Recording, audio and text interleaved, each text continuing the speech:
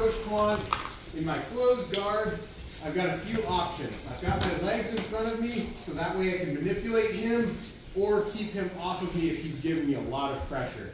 So I've got the options to attack if I'm doing our triangles like we were working, chokes, or arm bars. I also have the option of trying to gain a better position. So I could go for our sweeps,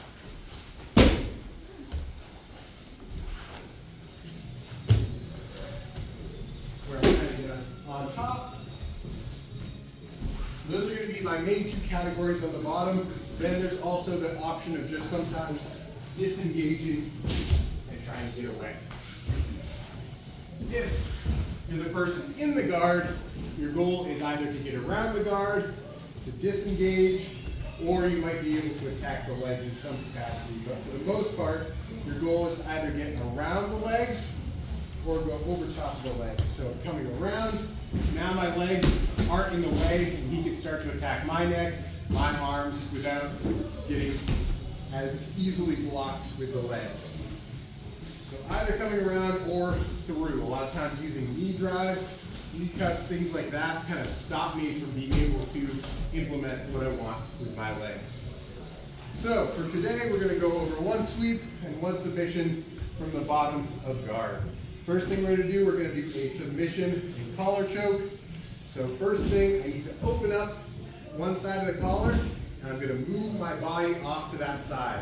It's important that I keep my legs engaged as I move, keep my hips up off the mat because he wants to keep them down.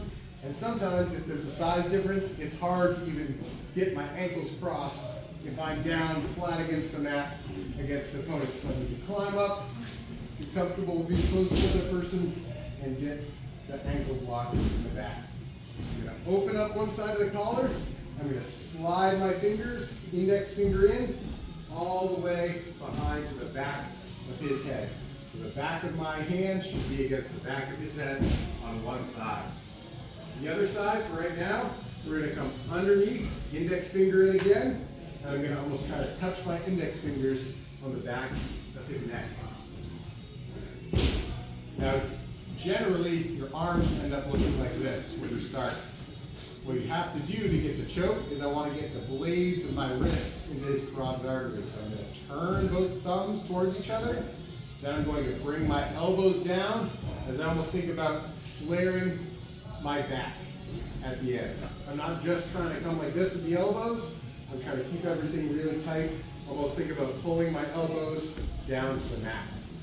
Open up, in on one side. I've got an avenue, so I'm coming underneath, touching the index fingers together, starting to turn the wrists towards each other, hips up, and finish. This one can come on very fast as the blood choke, and that's why it can be so useful whenever you've got that lapel. There's a lot of variations that could come over top, do a very similar one, but for right now we're keeping it very basic.